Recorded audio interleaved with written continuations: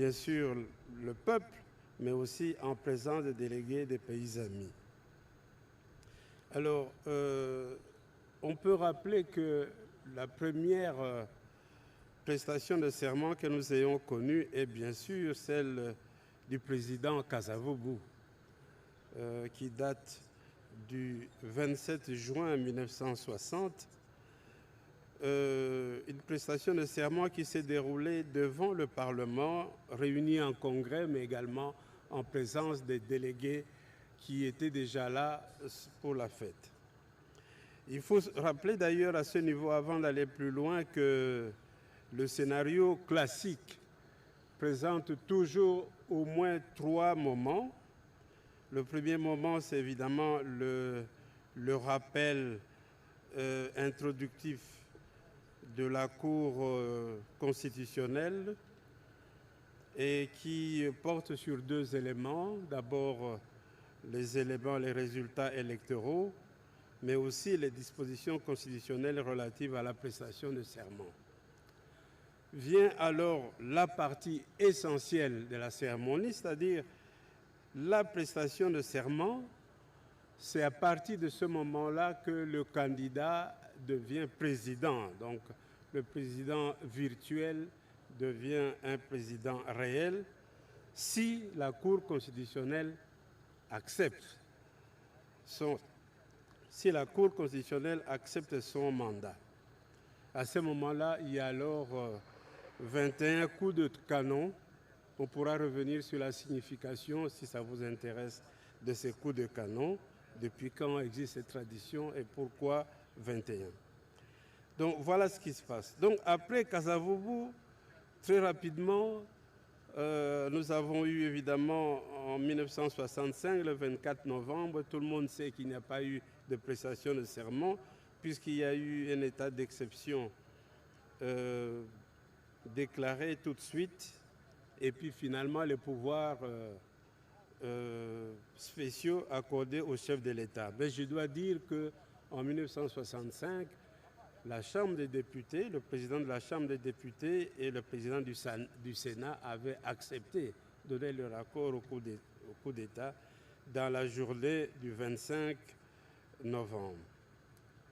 Il y a eu alors les prestations de serment de la période Mobutu, d'abord en 1970, à la fin de son premier quinquennat, et cela a eu lieu au stade du 20 mai, qu'on appelle aujourd'hui le stade Tata Raphaël. Ensuite, en 1977, après le premier septennat, ça a eu lieu à Nsélé, et puis en 1984 au Palais du Peuple. Ensuite, nous avons eu la grande cérémonie du 29 mai 1997 qui a eu lieu ici même au stade des Martyrs. Peut-être qu'on pourrait à l'occasion revenir sur l'appellation exacte de ce stade qui est le stade des Martyrs de la Pentecôte, en souvenir des 4 personnalités qui ont été pendues ici, Évariste Kimba, Nani Jérôme, Emmanuel Bamba et Alexandre Mahamba. Prestation de serment qui a eu lieu ici même. Le 26 janvier 2001, nous avons eu la première prestation de serment de Joseph Kabila, du jeune Joseph Kabila à 29 ans, qui a eu lieu au Palais du Peuple. Là, Mzé, c'est le 29 mai 1997. Ça, c'est Mzé, Laurent Désiré Kabila. 26 janvier, c'était donc le premier serment de Joseph Kabila. Le 6 décembre 2006, ça a été vraiment l'apothéose. Prestation de serment vraiment grandiose parce que ça marquait en fait la naissance de la Troisième République. Et je pense qu'il y a eu même une quarantaine de délégations extérieures qui sont venues pour cette cérémonie. Le 20 décembre 2021, nous avons eu la dernière prestation de serment du président Kabila, Joseph Kabila, qui a eu lieu en 2011, 2011. en 2011 qui a eu lieu à la Cité de l'Union africaine et où il n'y a eu qu'un seul chef d'État étranger, le président Mugabe, qui était présent. Enfin, nous avons eu le 24 janvier 2019 la première prestation de serment du chef de l'État, Félix-Antoine Tshisekedi. Voilà un peu un parcours de ce qu'il y a eu pour que vous ayez ça en tête avant de poser éventuellement vos questions. Voilà, avant qu'on arrive aux questions, je voudrais, en accord avec la technique, revenir sur une investiture ou une prestation de serment du maréchal Mobutu.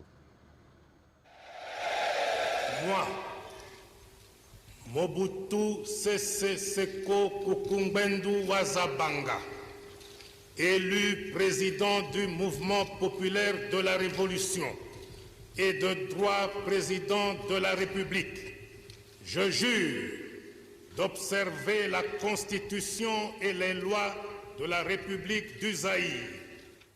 Au nom du peuple zaïrois, dont nous sommes les témoins en vertu de la Constitution, et en notre nom personnel. Prof, c'était en quelle année cette cérémonie de souvenir? C'était donc en 84, pour retrouver la date.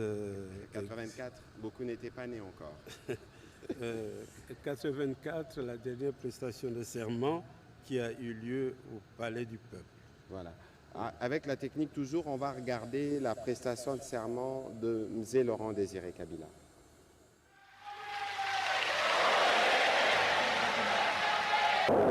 Moi, Laurent Désiré Kabila, président de la République,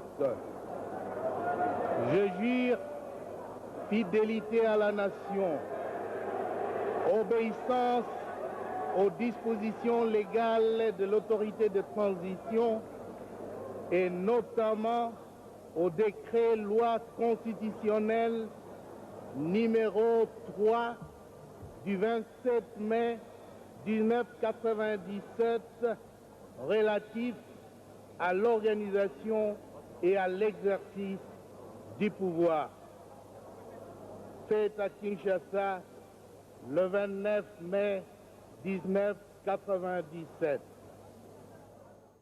En 1997, beaucoup étaient déjà nés. On va terminer sur ce chapitre de rappel avec un extrait d'une prestation de serment du président Kabila et puis nous aurons l'occasion de prendre vos questions. Je jure solennellement devant Dieu et la nation d'observer et de défendre la Constitution et les lois de la République, de maintenir son indépendance et l'intégrité de son territoire, de sauvegarder l'unité nationale, de ne me laisser guider que par l'intérêt général et le respect des droits de la personne humaine, de consacrer toutes mes forces à la promotion du bien commun et de la paix, de remplir loyalement et en fidèle serviteur du peuple les hautes fonctions qui me sont confiées. Voilà, donc on a essayé de revisiter l'histoire parce qu'il est important de situer le moment que nous vivrons demain dans le contexte. Vous étiez témoin en 2019 et vous serez témoin demain en 2023 de ce que sera pour nous une cérémonie historique qui marque les démarrages du mandat présidentiel. On va commencer, professeur, avec cette série de questions. Nous pourrons être rejoints plus tard par le chef de la police provinciale qui nous parlera des dispositions sécuritaires qui sont prises, notamment en termes d'accès au stade, mais aussi en termes en tout cas pour ceux qui viendront au stade, de quoi vous devez vous munir pour faciliter justement la tâche à la sécurité qui est particulièrement mobilisée pour l'événement. On va commencer cette série avec M. Martin Moudimbi.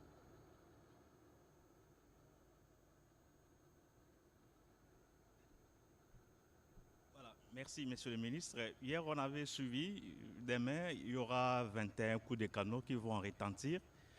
Je voudrais vraiment avoir les cœurs nets. Si nous étions du côté du Palais de la Nation, les tirs des canons allaient se diriger du côté du fleuve. Mais ici, nous sommes en plein cœur de la commune de Kinshasa. En face, c'est la commune de Kasavubu.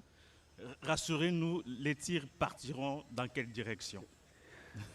Alors, je ne suis pas expert en balistique pour vous expliquer les directions de tir et ni comment ça va se faire, mais vous savez qu'il y a dans l'armée des spécialistes sur le sujet et que si c'est un processus qui est codifié, je serais d'ailleurs curieux d'entendre l'avis de l'historien sur ce pourquoi il y a ce rite qui accompagne, mais j'ai discuté tout à l'heure avec le commandant de la garde républicaine qui m'a rassuré que toutes les dispositions ont été prises. Il y aura un grand bruit, effectivement. Tout ce qui est vitrerie dans la périphérie de la zone où les coups de canon seront tirés peuvent être endommagés, mais en tout cas, les dispositions sont prises pour qu'il n'y ait aucun risque. Et vous savez qu'on ne va pas, en utilisant les canons en centre-ville, on ne va pas y mettre le projectile, la bombe qui va, le canon qui peut exploser, mais il y aura sûrement beaucoup de fumée et grand bruit pour accompagner justement le moment où le président de la République prend les symboles de pouvoir, parce qu'il prendra en ce moment-là la commande aussi de forces armées de la République démocratique du Congo. Peut-être, professeur, vous pouvez nous dire pourquoi la symbolique des coups de canon? Eh bien, contrairement à ce que cela puisse paraître, les coups de canon symbolisent la paix. Et c'est une tradition moyenâgeuse qui faisait que, et c'est lié d'ailleurs à la navigation. Lorsque un bateau accostait, arrivait auprès d'une ville, avant d'accoster, eh bien, le bateau vidait ses canons des bombes disponibles. Et comme il y avait habituellement 7 canons, le bateau tirait 7 bombes, signifiant qu'il n'y avait plus rien. Mais lorsqu'on a amélioré la navigation, finalement, chaque canon tirait 3 balles, ce qui faisait 3 bombes. 3 bombes fois 7, ça faisait 21. C'est ça l'origine du chiffre 21. Et dans la tradition française, déjà lors du Premier Régime, c'est-à-dire au temps de la royauté, lorsqu'un roi mourait, on tirait, figurez-vous, 101 coups de fusil, de canon, pour marquer la naissance du nouveau roi. Mais en 1958, le général de Gaulle avait décidé qu'on revienne à la logique moyenâgeuse de 21 coups de canon. C'est comme ça que pratiquement de manière universelle, on utilise toujours les 21 coups de canon. Donc ce n'est pas pour la guerre, c'est pour manifester justement le signe de la paix. C'est-à-dire que le canon est vidé de son contenu. Il n'y a plus rien. Maintenant, nous allons vivre une ère de paix. Voilà, et donc pour petit rappel par rapport à la cérémonie de demain, elle se déroulera en 3 phases. Il y a la phase justement de l'accueil du président de la République, parce que c'est une cérémonie fastueuse. Vous verrez ce que nous n'avons pas l'habitude de voir en termes de rituel qui va accompagner l'entrée du président de la République dans ces stades. Dans un deuxième volet, il y aura l'ouverture de l'audience qui sera précédée évidemment par l'ouverture de banc. L'ouverture de l'audience qui se déroulera quelque part derrière moi, où le président de la République va prêter serment devant la Cour. Et c'est justement lorsque il finit de prêter serment et qu'on lui remet les éléments du pouvoir, l'étendard, mais aussi il sera décoré demain par les chanceliers des ordres nationaux, c'est en ce moment-là qu'il y aura retentissement de coups de canon. Et puis, il recevra des symboles du pouvoir traditionnel. Ensuite, il aura à faire son discours et puis il y aura plus tard la fermeture de bancs, les défilés et toutes les activités qui vont s'en suivre. Et donc, on va prendre la question de M. Patrick Lacoué.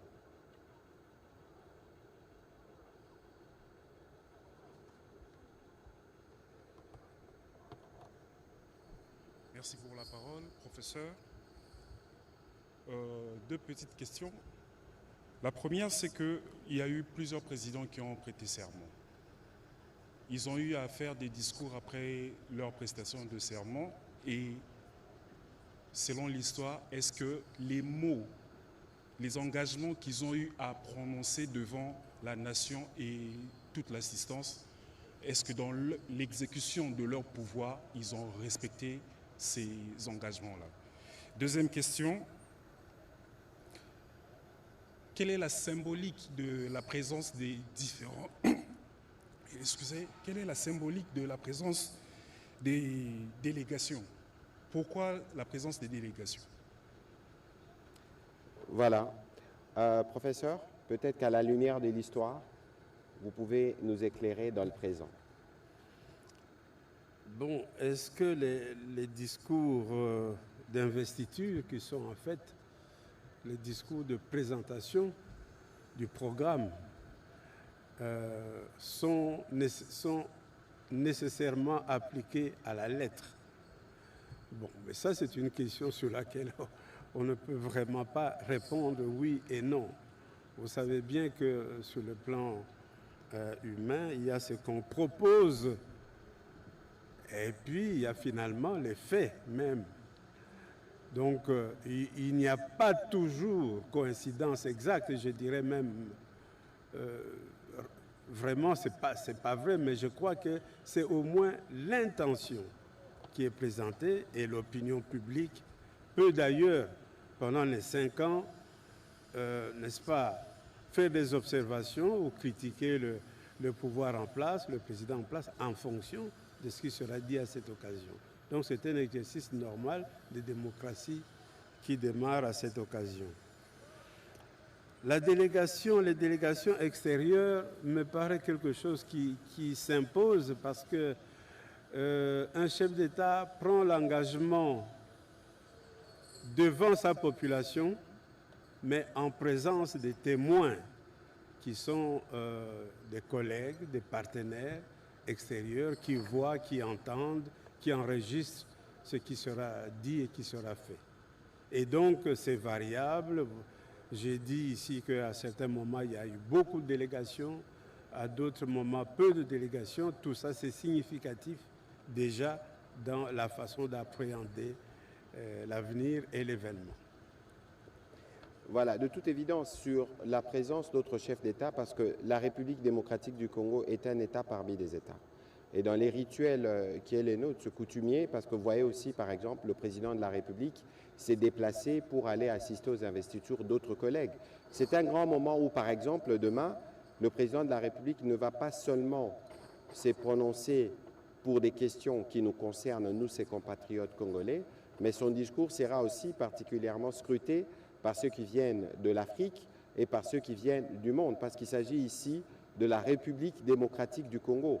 Et en tant que tel, comme pays central au cœur du dispositif continental africain, au cœur des enjeux mondiaux, il est évident, et c'est ce qui explique d'ailleurs la multiplicité des délégations pour participer à ces grands moments, parce que c'est de l'avenir de la République démocratique du Congo que dépend l'avenir de la région et de certains autres pays d'Afrique, notamment lorsqu'il s'agit de parler des enjeux du climat. Vous voyez que c'est des enjeux qui concernent d'autres pays. On va prendre la question de M. Christopher Ochokum.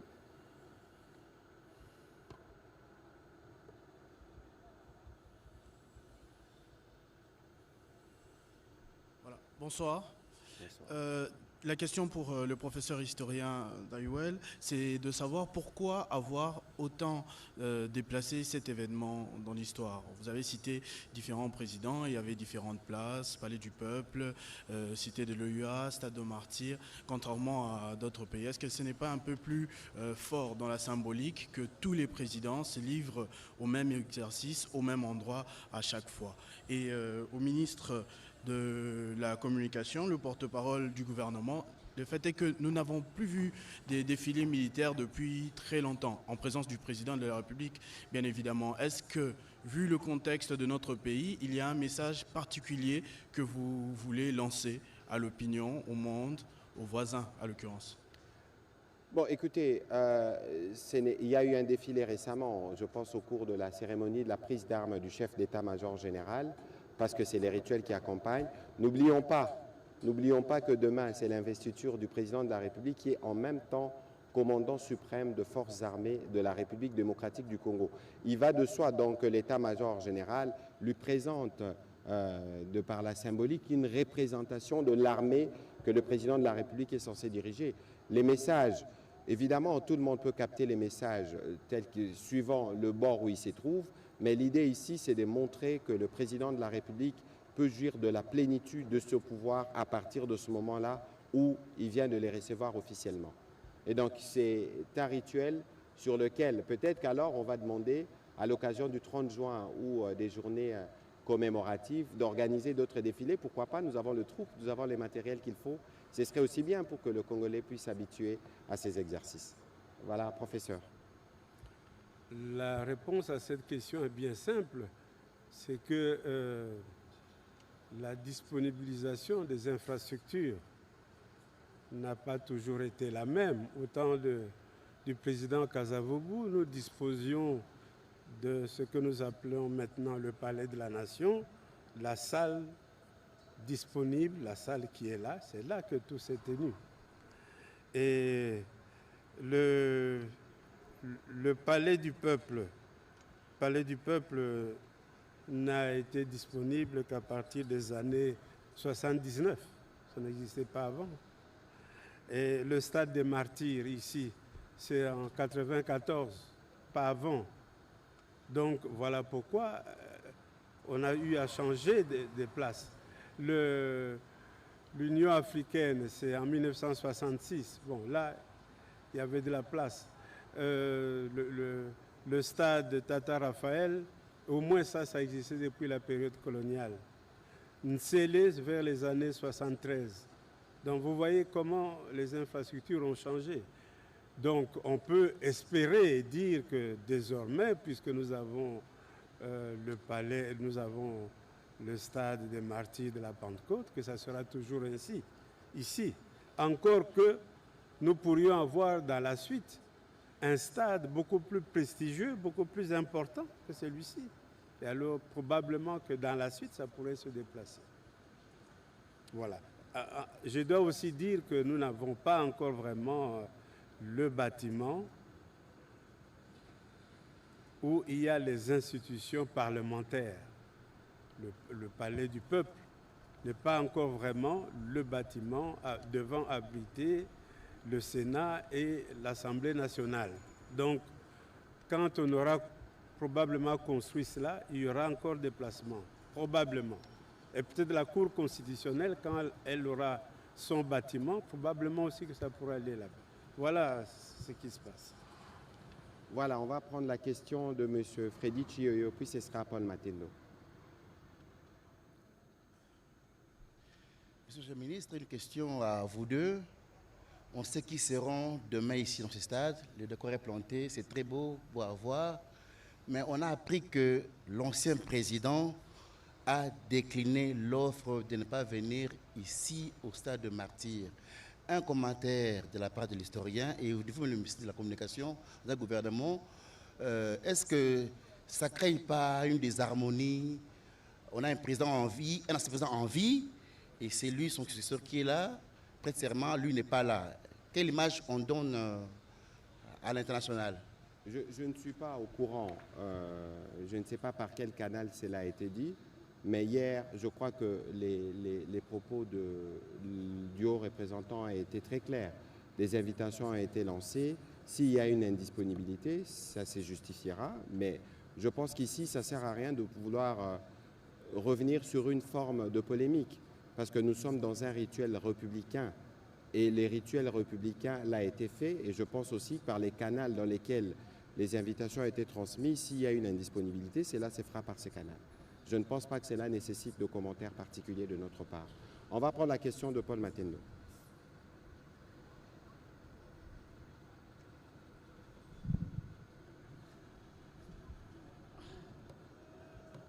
Merci beaucoup, monsieur le ministre.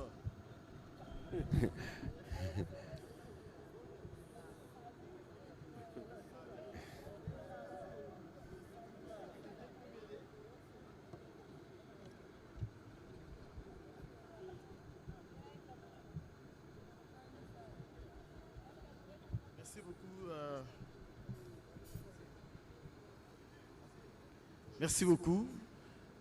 Merci, Monsieur le ministre. Ma question s'adresse au professeur Ndayouel. J'ai vu ici, au Stade des Martyrs, une forte présence des autorités coutumières. Comment le professeur Ndayouel relie l'événement de demain à la présence des autorités coutumières? Quelle est l'influence des autorités coutumières par rapport à l'événement de demain? Merci. Je crois que le président de la République est aussi dépositaire du pouvoir coutumier. Peut-être que, professeur... Bon, je ne sais pas comment répondre à cette question. Je peux vous dire que la cérémonie de prestation de serment est comparable à des cérémonies religieuses. Au demeurant, quand j'ai dit 21 coups de canon, j'aurais dû dire 7 fois 3 coups de canon, le 7 étant un chiffre sacré. Donc, dans le cadre ecclésiastique, par exemple, avant de prêter serment, si c'était dans les rituels catholiques, on chanterait les litanies. C'est-à-dire, on ferait appel à tous les ancêtres religieux qui lui donnent la force d'exercer le pouvoir. C'est ce qu'on fait. Et dans le cas en présence, il y a quelque chose de similaire, c'est-à-dire que le président de la République puisse être la personne qui symbolise l'ensemble du pouvoir coutumier dans sa diversité. Ce pouvoir coutumier est maintenant détenu ou exercé ou présenté par lui. Donc c'est un essai d'explication, hein, mais sinon on utilise d'ailleurs les chefs coutumiers dans plusieurs manifestations, chez nous, pas seulement en ce qui concerne les prestations de serment, mais je trouve ça très beau qu'ici on puisse les associer, non pas simplement pour faire du folklore, faire de la musique, mais vraiment pour symboliser un pouvoir de type différent que celui qui est conféré au chef de l'État par les élections, qui est un pouvoir de type traditionnel qui lui est donné. Évidemment, c'est aussi une manière de donner de la place à notre culture, parce que les chefs coutumiers représentent nous tous, ce que nous sommes. Ils viennent de toutes les 26 provinces et de ces points de vue, c'est aussi bien de montrer justement, parce que nous parlons de tous unis pour la RDC, qu'il y a cet élan d'unité autour du commandant suprême, à la fois de forces armées de la République démocratique du Congo, de la police, du magistrat suprême, et je pense aussi que c'est les chefs coutumiers suprêmes. Alors, on va, parce que le vice-premier ministre, ministre de l'Intérieur, est aussi dans les cas de ses attributions en train de circuler, et il est avec nous au stade de Martyrs. Je voudrais peut-être lui donner la parole quelques minutes. Il va peut-être, professeur, quelques minutes. Nous allons donner la parole au vice-premier ministre, ministre de l'Intérieur, qui pourra nous dire quelles sont les dispositions qui sont prises notamment au plan sécuritaire dans la ville de Kinshasa, mais aussi à travers l'intérieur du pays. Évidemment, il y avait la question, sûrement que Madame Rachel voudrait y revenir. Est-ce que les opposants vont marcher demain ou pas? La personne habilitée est à ma droite et c'est elle qui pourra nous donner réponse. Monsieur le vice-premier ministre, bonsoir. Bonsoir. Nous vous arrachons de votre travail d'itinérance ici au stade de Martyrs, parce que demain il y a un événement historique, un grand événement. Mais qu'est-ce que vous pouvez nous dire aux Congolais qui nous suivent ce soir autour des dispositions qui ont été prises par vos services pour assurer la sécurité, la sérénité au cours de la manifestation de demain, mais aussi pour s'assurer que les Congolais, partout où ils se trouveront, pourront communier avec ceux qui seront au stade de Martyrs. Vous avez la parole. Oui, merci, chers collègues. Je voudrais dire au peuple congolais que demain, c'est une journée de la fête. La journée de la fête parce qu'on va consacrer celui que le peuple avait voté massivement. Ça doit être une journée de la fête qui ne doit connaître aucun trouble. Toutes les dispositions sécuritaires sont prises, toutes les forces de défense et de sécurité de la République sont en alerte. Et je pense que chacun doit se sentir en sécurité. Ceux-là qui voudraient venir au stade, ils peuvent venir. Il y a des endroits réservés pour ceux qui détiennent des invitations. Il y a d'autres pour la population en général. Il suffit de se soumettre à l'organisation des services de l'ordre pour que vous puissiez entrer au stade et assister à cette cérémonie historique et grandiose. Je rappelle que pour demain, l'itinéraire, l'avenue des Huileries sera dédiée pour les chefs d'État et les chefs des délégations. Et donc, ce n'est pas conseillé de prendre Huileries. De toute façon, la route sera fermée. Mais toutes les autres voies d'entrée au stade de Martyrs seront ouvertes. Mais il faut s'élever tôt parce qu'il faut commencer l'accès au stade très tôt. Nous allons conseiller à ceux qui veulent venir au stade demain d'avoir des dispositifs légers. Ça veut dire que pour les dames, vous pouvez avoir votre téléphone, un petit sac, vous avez un papier mouchoir, mais il ne faudrait pas s'encombrer parce que ça risque aussi de prendre beaucoup de temps pour la sécurité parce que nous devons nous assurer que cela soit des mises pour tout le monde. Alors, il est conseillé à tous ceux qui vont se mobiliser demain de venir munis des drapeaux. Ce serait l'idéal parce que c'est les drapeaux que nous allons célébrer demain, parce que le président de la République, nous l'avons dit, tous unis pour la RDC, et demain, c'est les débuts officiels de son mandat. Il serait souhaitable que nous profitions de ce moment pour célébrer ce qui nous unit tous. Alors, Monsieur le Vice-Premier ministre, peut-être qu'exceptionnellement, vous pouvez accepter de répondre à une ou deux questions, parce qu'il y a la question qui est revenue hier, notamment sur la manifestation annoncée par certains opposants. Est-ce que vos services ont été saisis? Non. Avant de monter sur ce plateau, j'ai appelé le gouverneur de la ville pour qu'il me dise si ou non il a réceptionné la lettre des opposants. Il n'en est pas le cas. Je pense qu'ils doivent avoir renoncé à leur projet pour laisser les Quinoises et les Quinois et surtout les Congolais en général célébrer ce bon moment d'investiture de notre chef. Donc, j'informe à la communauté nationale que les services de l'hôtel de ville de Kinshasa n'ont reçu aucune correspondance tendant à demander l'organisation d'une marche sur la ville. Voilà, Monsieur le Vice-Premier ministre. Alors, peut-être une question alors qui sera strictement liée à l'organisation de l'investiture. Monsieur Serge Seka, si vous avez une question rapidement, parce que le Vice-Premier ministre doit continuer son travail d'itinérance et s'assurer que tout est bien en place pour la grande cérémonie de demain. Venez, s'il vous plaît, au micro rapidement. Merci, Excellence, pour la parole. Meilleurs vœux à vous-même et au ministre de l'Intérieur. Deux petites questions. L'investiture se passe à Kinshasa. Le professeur venait de l'expliquer. C'est la fête, on va tirer les coups de canon, on va célébrer. Mais Kinshasa est dans une situation, je parle par rapport à son administration, une transition au forceps en ce moment. Et comment cela va se passer face aux incertitudes, face à certaines résistances, quoi? Parce que la fête se passe à Kinshasa. Est-ce que nous ne sortons pas un peu du sujet? Parce que, évidemment, le VPM qui a suffisamment d'arguments, l'effort que nous devons faire, parce que nous avons fait une remontée historique, parce que nous voulons rester dans la thématique de l'événement. Et vous voyez que toutes les dispositions sont prises pour que tout se passe très bien. Donc peut-être que le VPM pourra faire un commentaire, mais c'est une remarque qui nous concerne pour que nous puissions nous assurer que nous restons dans le cap de la conversation. Merci, Excellence, mais ça représente quand même une certaine opinion qui vaut la peine de le dire ici. Pour vous répondre, je vais vous dire que la ville de Kinshasa sera pleinement en fête demain. Je n'ai pas d'autres commentaires à faire. Dernière question, si vous le permettez. Alors, ça sera la fête. Je suis dans cette mouvance-là, je suis dans le thème. Mais pour ceux qui ne partageraient pas cet enthousiasme, soit ceux qui ne seront pas à la fête, quel sera le message qu'on pourra transmettre, même en filigrane, à travers cette cérémonie d'investiture? Signifie quoi, M. Serge Seka? Pardon?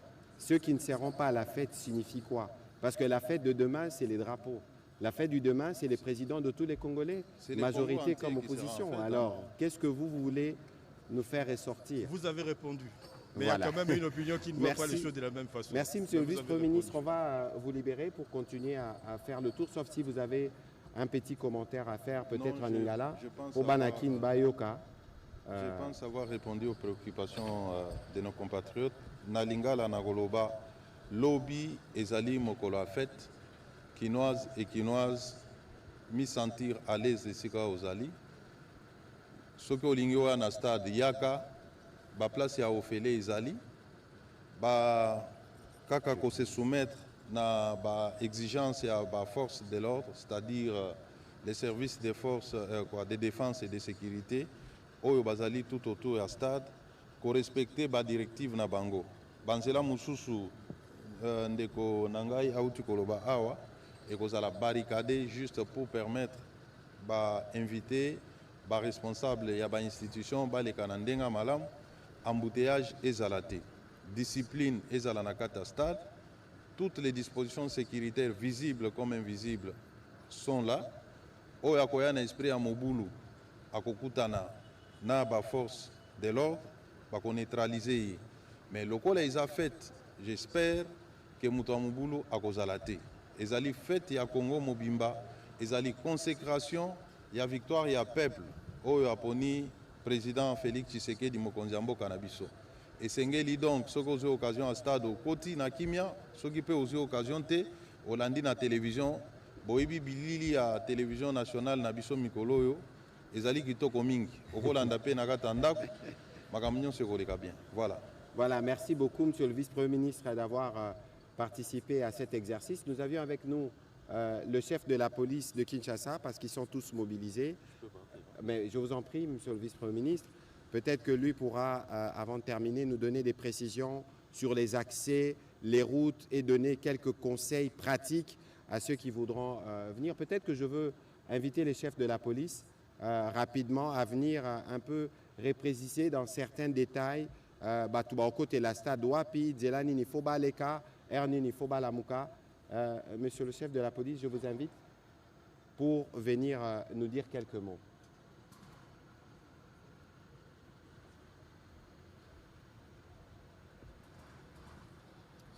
Voilà, merci beaucoup. Vous avez la parole pour nous rassurer. Banzelani ni Batubaro Leka. Baya stade Ernini, Barokote la porte Nini, Biloko Nini, Mama, il faut bazala nangote na basak. Comme ça, on est sûr que lobby, ba disposition nyoso et zoami. Merci, Excellence, pour la parole.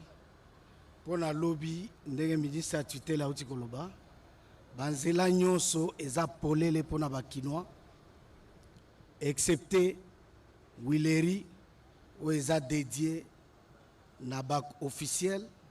Naba paya obaye kotala biso nyonso eza pona biso pona koya kotondisa stade à l'occasion ya investiture ya mokonzi ya mboka lobi bazela nyonso et ba disposition ezwami kaka pona contrôle to sepeli pendenge opesi conseil muto aya un peu léger pona ko faciliter observation à ma service à koleka na kimia pe à participer na fête calmement. Voilà, merci beaucoup mon général na ba explication au PCI. Je pense que bateau bazolanda biso nandaku bazolanda pe ba ebi ndenge ni barosala siko batu ba ya lobby ernini bino ba porte au fungwama ernini na stade porte pino pona biso ba service ezo fungwama d'ici là 0h toza déjà. À partir de 6h, nous avons déjà dans le stade. Et nous avons déjà pour encadrer, c'est-à-dire pour canaliser la population. Nous avons fait fête ezaya bango. Babe bisangote, bakota na kimia, police ezali wana pour encadrer bango. Soko moni bapaya ndenge baza kokota et kozala lokumu bamoni bomoko na kati na biso. Fauteur de troubles nyonso nde wana akokuta na biso parce que tout déployé na ba avenue na ba quartier pe okolamuka na tongo moni disposition wana c'est pour les mauvais citoyens mais aux bons citoyens oye na stade à tout moment comme ndenge tolobi wana à partir de 6h. Voilà, merci beaucoup pour toutes ces précisions. Je rappelle le conseil, demain munissez-vous de vos drapeaux parce que nous allons célébrer la République démocratique du Congo. Atorola Tanayo costume, Atorola Tanayo vareuse, Meler Okoyana stade, Yakana Drapona. Merci beaucoup pour ces éléments. Vous avez vu que tous les détails ont été passés au peine fin pour nous assurer que demain, tout se passera dans la sérénité. Ozana moi Lilobasuka, mon général to Lobi Ekoki. Merci beaucoup. Alors on va prendre, professeur, des dernières questions. Ce sera Madame Rachel Kitita, Madame Ekambo et Monsieur Eric Izami pour terminer.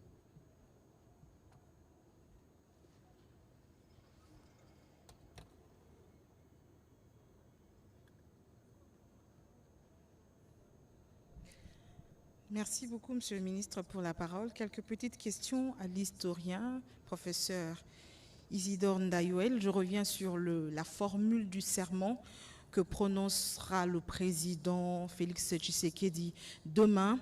Donc, avec le temps, si j'ai reçu ou réécoute les prestations des serments, la formule change d'un président à un autre. Pourquoi? Quels sont les éléments qui entrent en compte pour que cette formule de prestation de serment puisse changer? Est-ce que demain, le président Félix Tshisekedi prononcera exactement la même formule de serment que celle prononcée en janvier 2019?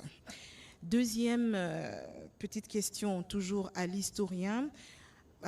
Vous connaissez trop bien l'histoire plus que nous.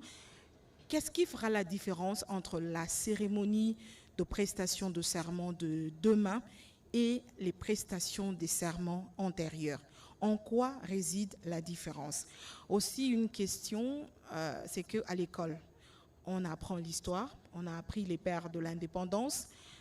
Certains professeurs nous parlent et parlent à nos enfants de père de la démocratie, de père de l'alternance.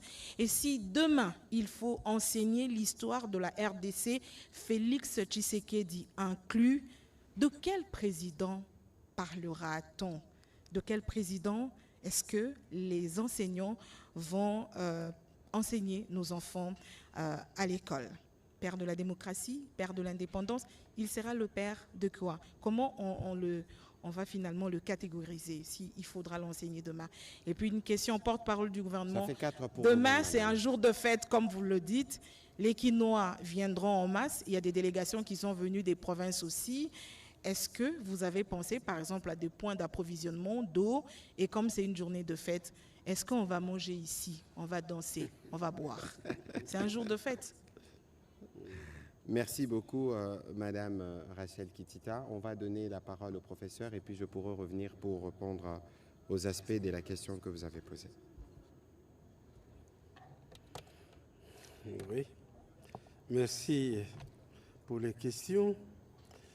La formule qui sera utilisée par le président Tshisekedi demain est exactement celle déjà utilisée en 2019. Pourquoi? Parce que nous sommes en présence de la même Constitution. Le texte de serment n'est pas une composition du président. Il n'a rien à y ajouter ou à retrancher. Il doit dire exactement ce qui est dit dans la Constitution. Il se trouve que depuis ce temps-là jusqu'à aujourd'hui, nous avons changé de constitution. Kasavubu l'a fait sur la loi fondamentale. Le président Mobutu l'a fait sur la loi du 24 juin 1967.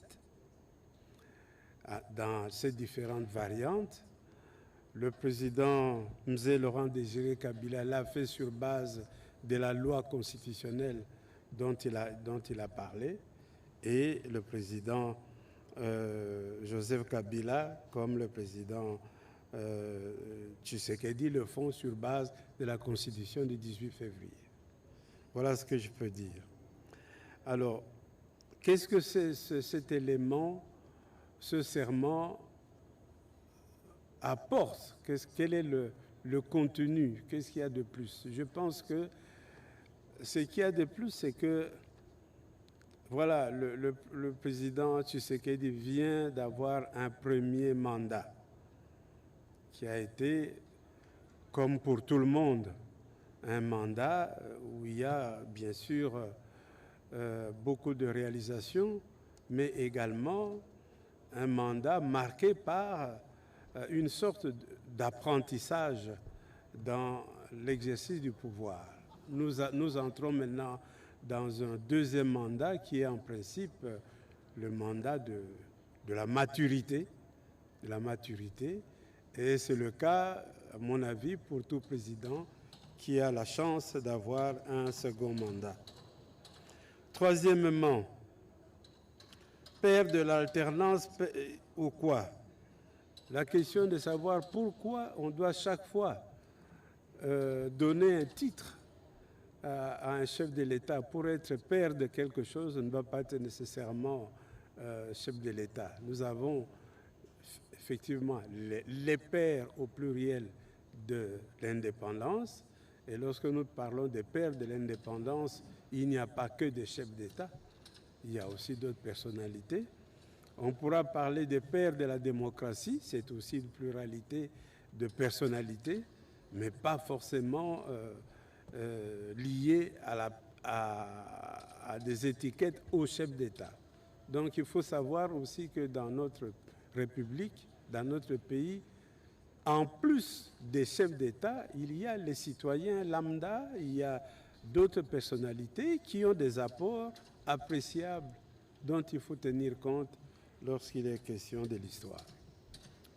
Voilà, Madame Rachel, les serments est constitutionnel, donc c'est l'article 74 alinéa, je pense 2 ou 3, pour ceux qui ont des constitutions, ils peuvent les lire, c'est une formule qui est donc consacrée et le président de la République les lira demain devant la Cour. C'est cela qui va consacrer justement le serment qu'il prend devant le peuple congolais. Alors, sur l'autre aspect de votre question, évidemment, il y a des invités de marque pour qui il y a des dispositions qui sont prises en termes je pense, de dîner ou d'activités particulières. Mais pour les autres aspects, je crois qu'il y aura d'autres communications qui feront suivant l'organisation par rapport à telle structure qui s'est mobilisée de telle manière ou de tel endroit. On pourra revenir dessus et ce sera sûrement par vos canaux que nous passerons. On va prendre Madame Christiane Ekambo et Monsieur Eric Izami pour terminer, s'il vous plaît.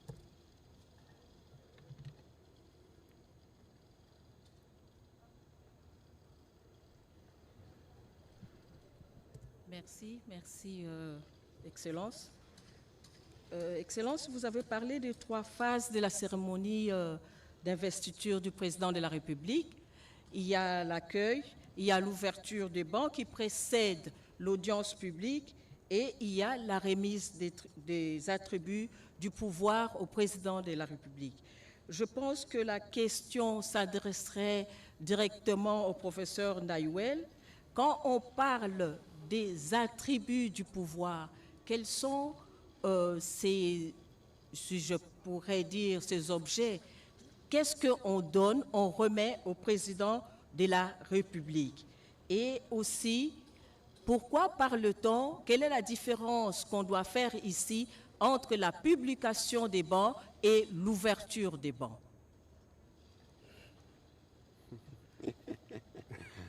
Alors, c'est une question qu'il faut poser aux militaires. Bon, je ne pense pas qu'il s'agit forcément de la même chose. Publication des bancs, ça nous rappelle l'Église qui fait des avis pour le mariage. L'ouverture de bancs, je crois qu'à chaque fois que le président de la République arrive à un endroit et qu'il doit participer à une cérémonie ou prendre la parole, il y a ces rituels qui l'accompagnent. Je pense que les militaires, nous les avons nombreux sur cet endroit. Peut-être qu'ils pourront nous répondre de manière plus précise à propos. Professeur, quels sont justement ces outils ou ces choses, entre guillemets, qu'on donne au président de la République et qui symbolisent le pouvoir? D'abord, l'ouverture des bancs, je pense que c'est simplement le début. Sur le plan militaire, c'est le go d'une activité militaire. Bon. Quels sont les attributs du pouvoir? Ce sont des attributs à la fois simples mais hautement symboliques. Il s'agit du drapeau, nationale, il s'agit de la Constitution. Ces deux éléments constituent la base des attributs du pouvoir. Le drapeau, qui est donc... on lui donne le pays par le drapeau, par cet élément, et la Constitution, c'est la loi des lois qui symbolise justement l'institutionnel du pays, l'organisation du pays, mais également l'espérance de la population.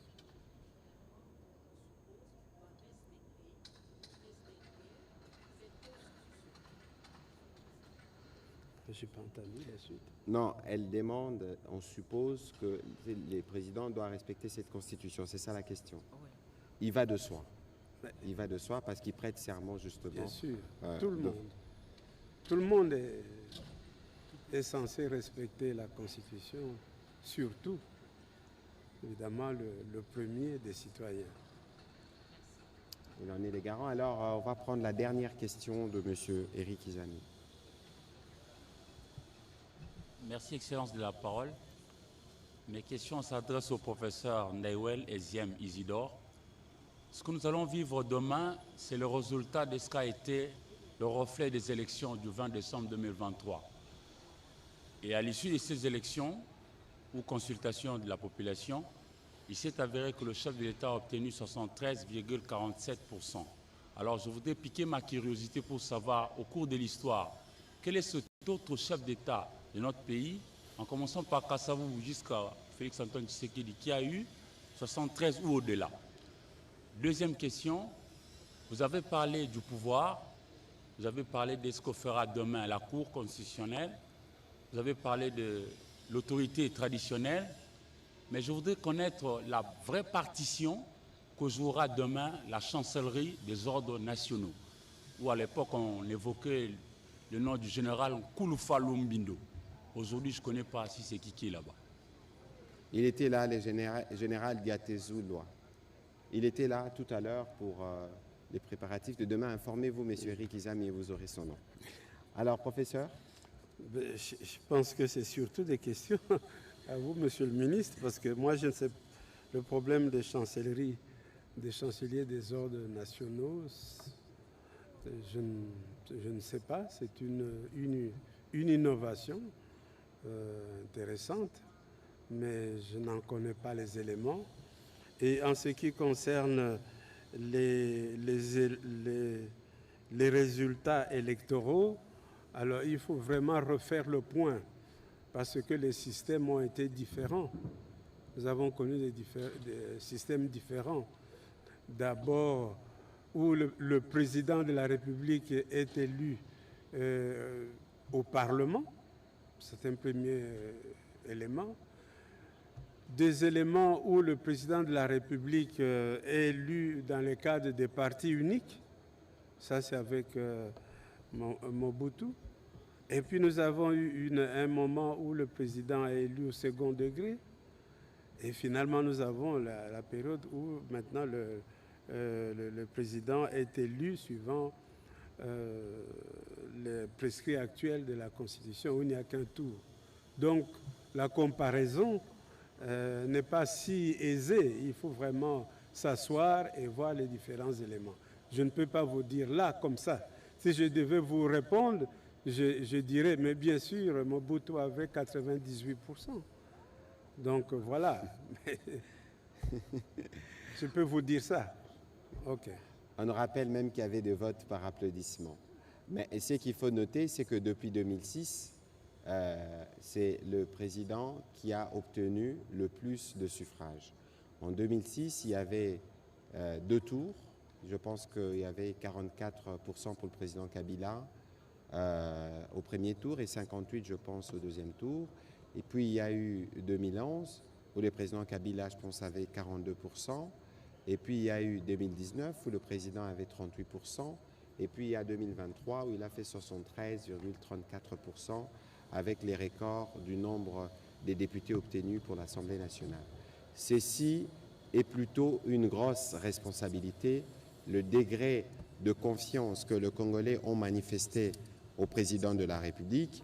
Et demain, autant c'est un jour festif, mais autant c'est un jour où le président de la République va devoir agir doublement, triplement, pour répondre aux besoins de Congolais qu'il a rencontrés durant la dernière campagne électorale.